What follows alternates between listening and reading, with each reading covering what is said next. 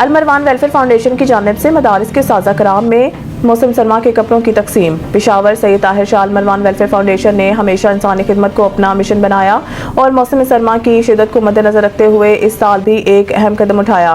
Foundation की जानिब से मदारिस के साजा कराम में सर्दियों के गर्म कपड़ों की तकसीम का एहतमाम किया गया। ये तकरीब मदारिस में मुनक़िद की गई, जिसमें अलमरवान वेलफेयर फाउंडेशन के मुकामी कोऑर्डिनेटर्स और जिम्मेदारान ने शिरकत की। इस मौके पर फाउंडेशन के चेयरमैन हाजी अब्दुल वहाब ने अपने पैगाम में कहा है कि साजा कराम हमारी कौम के ममार हैं और इनकी खिदमत को खराज तहसीन पेश करना हमारा फ़र्ज है। इस इक़दाम का मकसद इनके ज़ुर्रियात का ख्याल रखना और मौसम सरमा में इनकी मुश्किलात को कम करना है।